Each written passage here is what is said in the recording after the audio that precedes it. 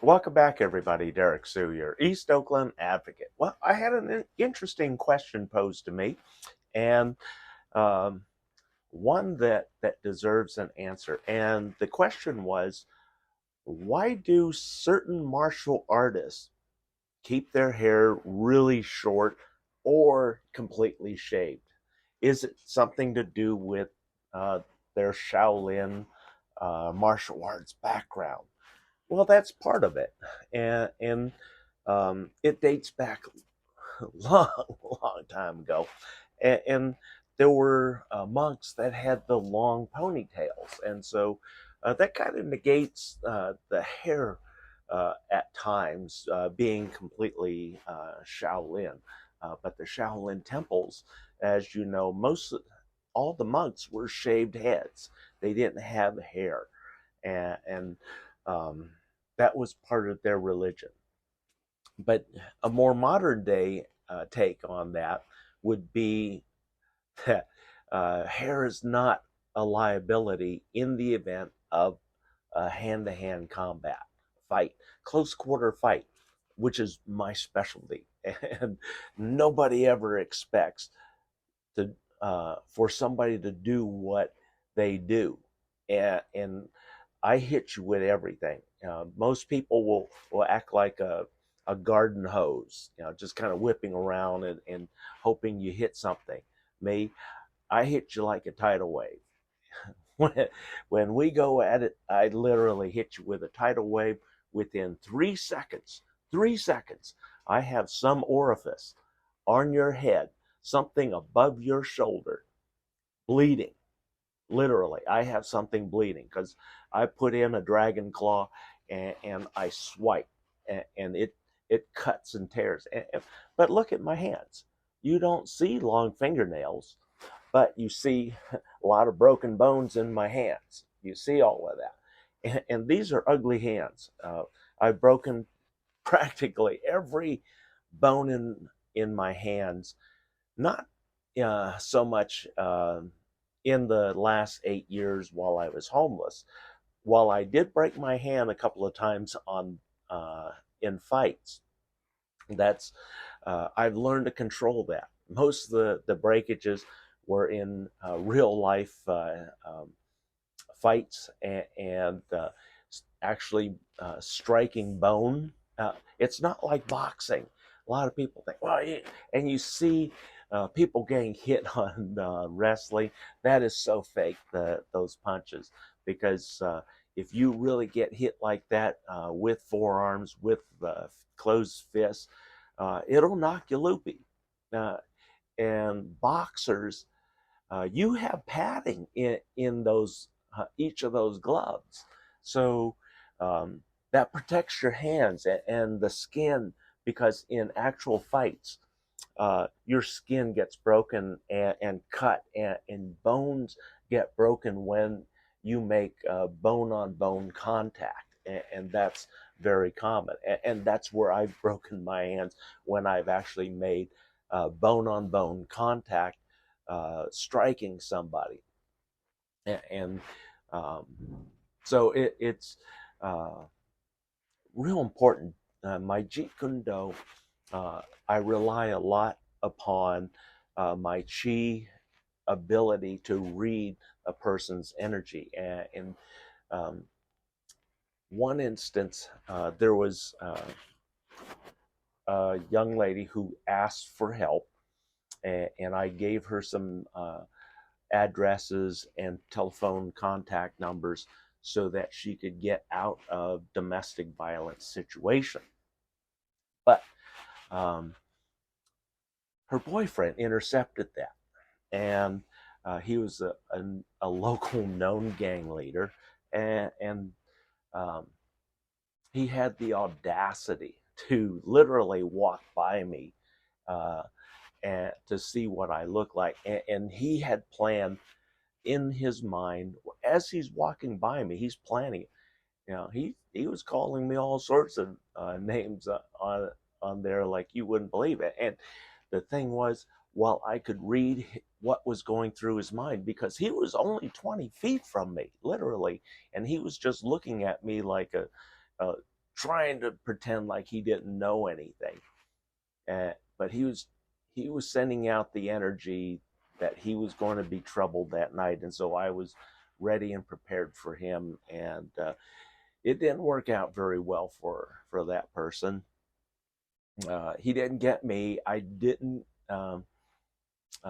do anything permanent to him other than scare him a lot, because he didn't expect what he got. Um, and when you're the receiver of a green dot on you, yeah, it's a scary moment. You don't have to say anything. You just see that green dot. Or what I did, hit them in the eyes with the green dot, temporarily blind them. That's what you do. Because once they're inside your home, your first shot. When my G17, I had an $1,100 Laser Max, which was uh, inside of my Glock, and one of the release slide buttons uh, was the actual activation button, which turned on the laser, and my laser was dialed in for exactly 25 yards. And if I was going to shoot a beyond 25 yards, I would make the adjustments as needed. So anyway, inside 25 yards, those are kill shots, especially with the 9mm hollow point. And I announced to the person he's about to get shot. He sees the green dot, and then it also hits an eye, and it temporarily blinded him, and he stumbled out of my shelter. I mean, he literally came into my shelter at 1:30 in the morning, and he's not coming in there to say, "Hey, how you doing? I could use some help." No, he was coming in there to murder me because I saw the weapon in his hand. But because I had blinded him with my laser directly into the eyes, he had no choice but to retreat because he couldn't see what was coming at him, which was me. And I had the full intention of disassembling him, let's say, because one of the things that I learned early on was that you cannot be forgiving. A bully is a bully, period. And they will continue to bully you and make things miserable. And I say that with the experience that I gained between age 5 and 6. And between age 5 and 6, it got so bad just in my 2-block walk home that my parents, they had the housekeeper. She actually would come down the street to watch the 2-block walk from Burbank Elementary School up the hill to Buenaventura. And she would supervise that. and if something happened, she wouldn't really do anything unless the kid came up the other hill, and then she would stop them and then go talk to the parents if the parents were home, because not all parents were home. Because remember, this is in the 60s. A lot of parents were working at jobs because we were in the Vietnam War at the time. So a lot of people were working on the war effort, working on political activism, which was very busy at the time. So there were a lot of things, and so I became one of the kids where you got over on me for a little bit, but then I also, like I said, I became very dangerous with that chemical set, and I made literally what I called my personal cherry bombs, and they looked just like cherries, giant cherries.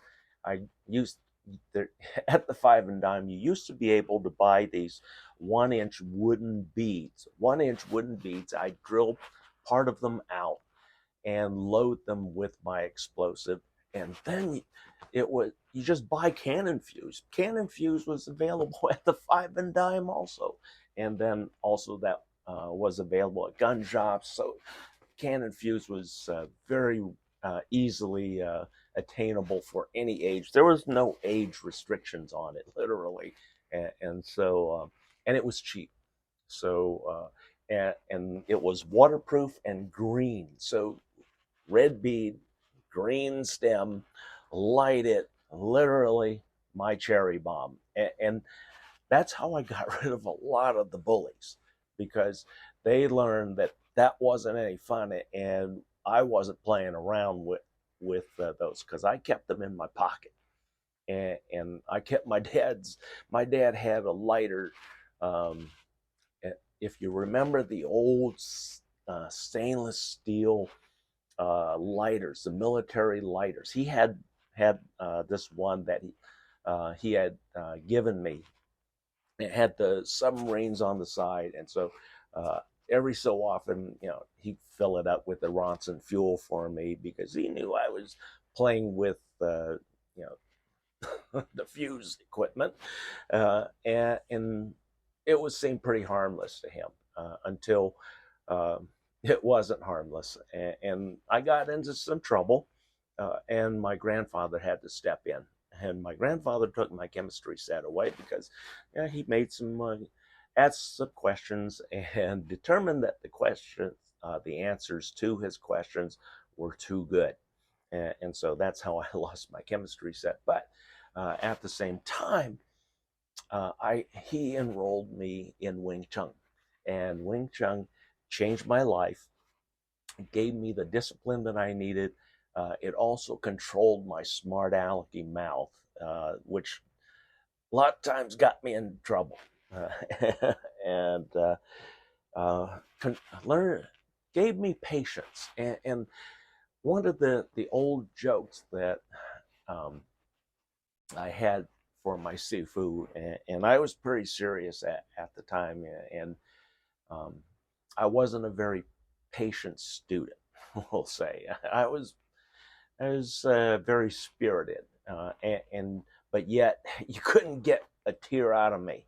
I was a tough little kid at age 8, and all the way up through 12. Everybody noticed. You couldn't get a tear or even my eyes to well up. You know, pain didn't mean anything to me, and so um, growing up in that atmosphere, also along with the Wing Chun, I was still getting attacked by some kids. But one of the things that I learned how to street fight, and learning the different types of street fighting, the street individual fighting with maybe a family member involved, or with friends. It's really interesting when you start being attacked by three, and when you start getting attacked by larger numbers. My largest number on a single attack was six individuals attacking me at the same time. And here's the most important thing to remember in an attack like that: you must find a way to funnel all of the inbound attackers. You must funnel. You must funnel all of them, meaning that you take them from a wide area and you bring them down into a very controllable atmosphere, where it becomes no more than 2-on-1 at the most. And even their 2-on-1 would be a very crowded situation, and you want a 1-on-1 as each comes through the bottom of that funnel. And that's what I do. And people say, well, that's easy to say. How do you do that? Well, sometimes you that funnel may be pretty wide. It may be 3 people wide coming at you at the same time. And so one of my favorite moves is a Krav Maga thrust kick. Just taking two quick steps forward, leaping up, and giving a forward push, forward thrust kick, which pushes that straightaway person back. It doesn't disable them, doesn't disarm them in any way, but it pushes them back. So if they have a knife or they're coming at you with fists, that push takes one out of the 6 out of play temporarily. You still got to deal with the 2 that are coming at you with the sides, and that's where you have to make a determination: strong side, weak side. and which one are you going to attack first, weak side or strong side? And so that depends on the circumstance. Sometimes you have to attack with the weak side, and that may be coming in and grabbing that person, temporarily holding them while you deal with the other one with an elbow, a knee, head, butt, or many other different things. And then also, once you've temporarily disabled and have that one backed off, then what you got to do is deal with the one that you got kind of locked up, and that's where you want to do your first disable, because you're going to have the seconds that you're going to need to disable this person. And one of the easiest things to do is disable an arm or disable the knee, and the knee is the weakest joint on a person, and attacking those knees quickly with a side thrust kick, or just kicking the leg backwards to a point where, I mean, you give it your all. You strike with everything you have with the intention of breaking that leg. And at the very least that you want to do is do tendon damage, where that person cannot stand. And if they cannot stand, they cannot be in that fight. So that removes that first person. Then from there, you want to do the same thing, but you want to do it with arms, which I do. I disable the person by dislocating the arm with a quick Muay Thai and a screamer move. And what it does, it lifts the arm up, and then I do an upward hammer strike right to the arm, and it pops that arm right out of that socket. And that's your second one down real quick. And these only take a second or two, literally. And with the proper strikes, you whittle down the number to nearly 50%. And now you have perhaps the rear three now coming in advancing, because you still have the first three laid down.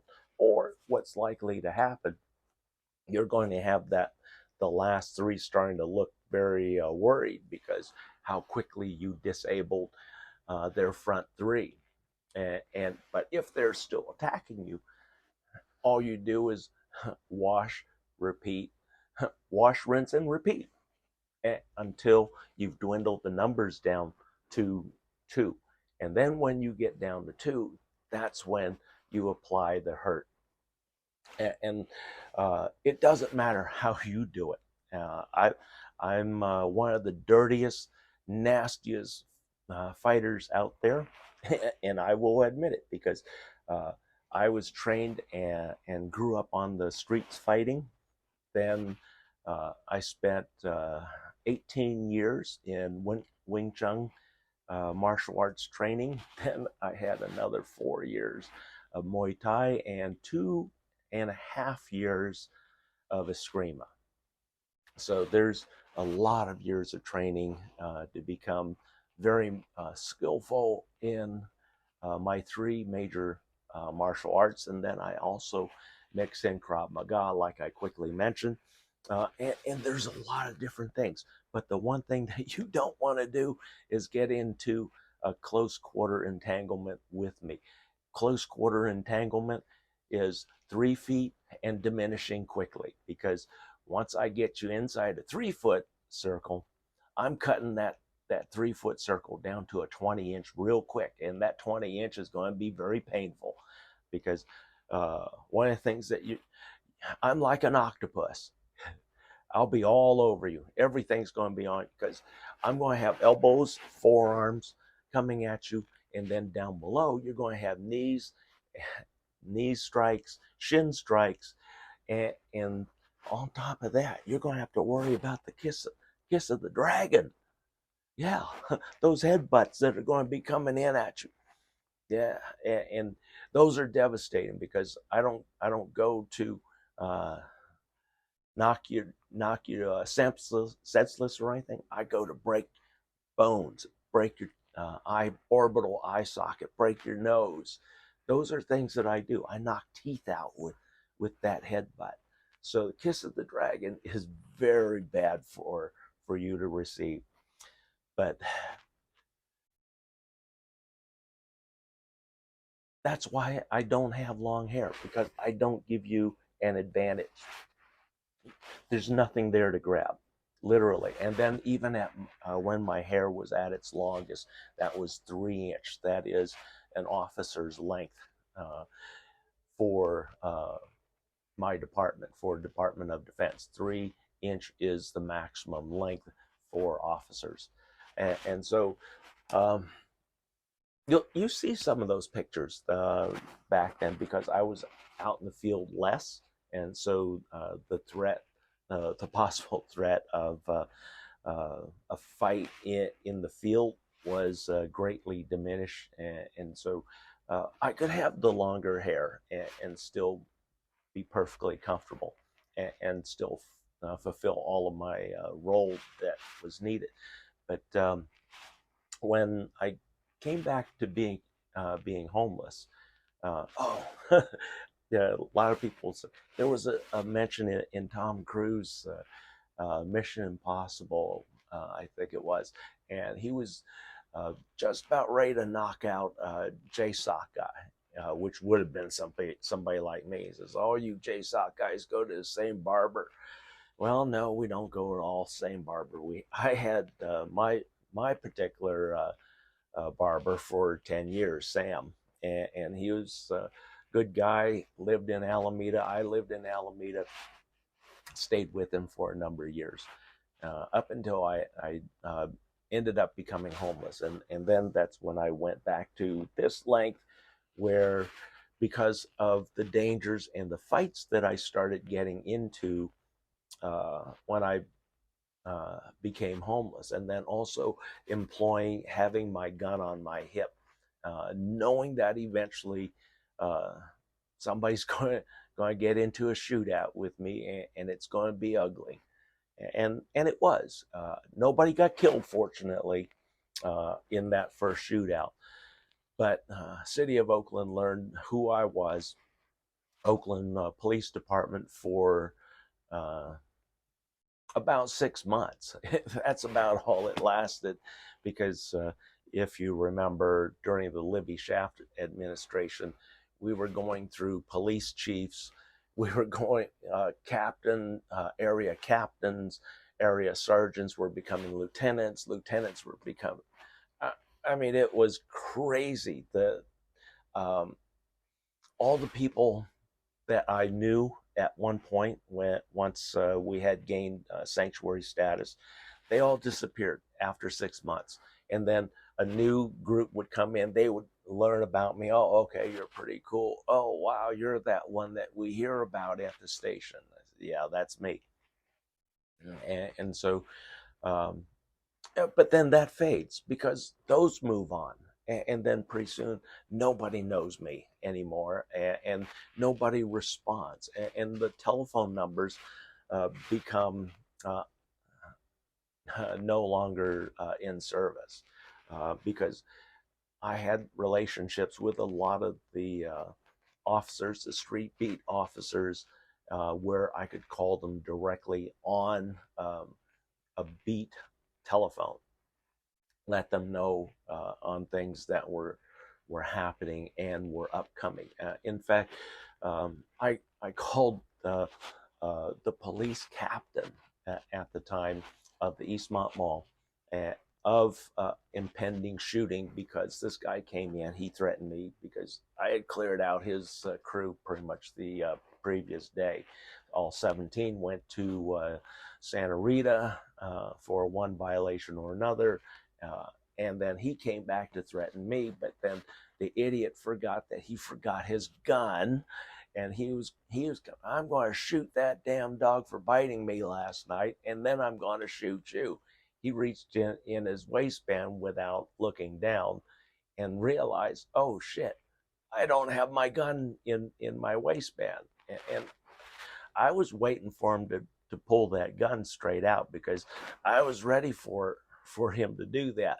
And I would, before the gun would have been able to come straight up at me, I would have already had his arm locked, and I would have been pulling him in and doing a knee strike on the back of his head and to knock him unconscious and just take his gun away and then have the police come get him. But because he forgot it, he realized, because I read it in his eyes and then his chi, that he was suddenly displaying, like, oh shit, that type of look. Uh, he said, I'll be right back. So I knew, and he said, oh, I got to get back to the van. He was telling himself that, get back to the van, get there, and I'll be right back. So I said, no, I better call the captain. So I called the police captain, and I had 30 cars down there in 8 minutes. Dude had barely gotten back to his van when I said his vehicle was over on 75th Avenue, 2 blocks away. And it's blue and white color. You can't miss it. And so they went over there. Yep, sure enough, they got him. He also had a weapon which was stolen in the vehicle. So what was surprising, he was only in Santa Rita a week, and he's a felon in possession of a gun, which tells me there are so many things wrong with the system. Yeah, they took the gun away, but that's just a minor inconvenience. The intent, the person had the intent to go back, you get his gun, and come back and murder me along with my dog. So, number one, my Jeet Kune Do is based upon the streets of Oakland. I was raised in the streets of Oakland. I was raised around violence. I was raised around how to protect myself, how to protect the community, because when I was taking Wing Chun lessons, that was because of the family association. We were a powerful group that represent and protect the community. And so we were the baby dragons of the community. And we took that job very seriously because the community did not have the relationship with the police department like we do today. And I'm not saying that it's a good thing. I'm not saying it's a bad thing. But it was a thing at the time, and police were not trusted. The only thing that in the Asian community, the Chinatown community, we only saw the police department and the police present good for business when they're eating in the restaurants or buying food for their lunches. And that's the only good we saw of them. When we saw them doing parking tickets, we didn't see them as a benefit. We saw them as a way to drive business away from Chinatown, which was having difficult times back in the 70s. So it was a struggle in the 70s for a lot of the businesses in the Oakland Chinatown to stay open. One of the big businesses back then that attracted a lot of people not only was the food and the big restaurants, but also Center Auto Parts. Yeah, Center Auto Parts was the big attraction.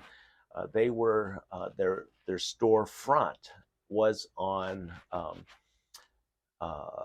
was that 8th on 8th, and the parking lot was where Silver Dragon restaurant, the building was. They bought out the lot, which was when Center Auto moved and sold their property, and Silver Dragon came in, bought the property, put the new building up, and moved from the previous location, which became Box Inn.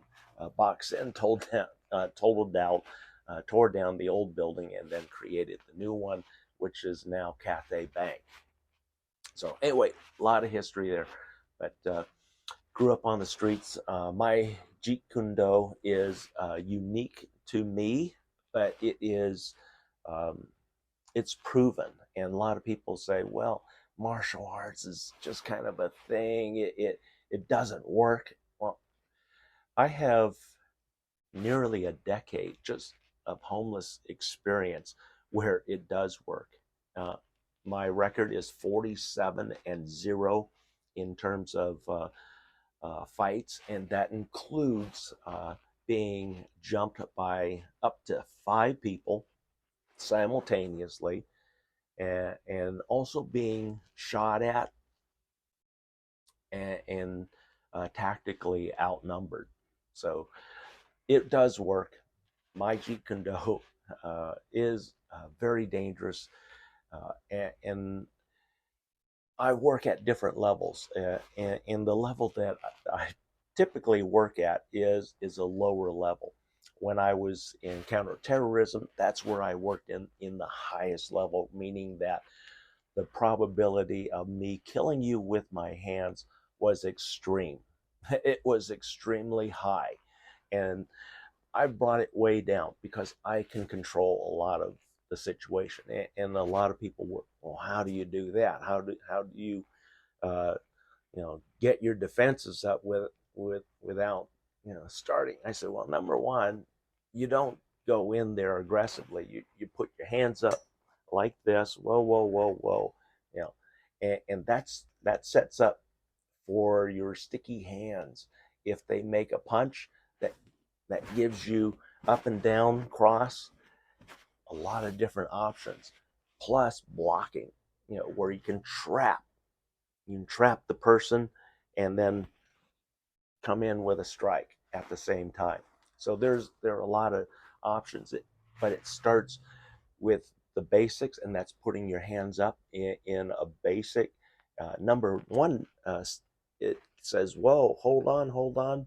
So this is a non-threatening, threatening posture. That's what this is called, a non-threatening, threatening posture.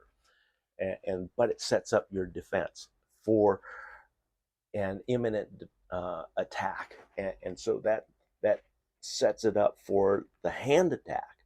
So if you're trained in Eskrima, Muay Thai, uh, knives aren't a big thing, and it really disappoints me seeing all of these people with knives being shot to death, where a good Escrimador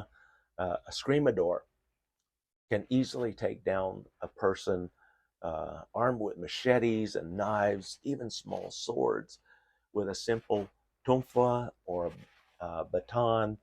There's a lot of different ways, even empty handed, because I've done it empty handed when I was a homeless manager, being attacked several times at knife point.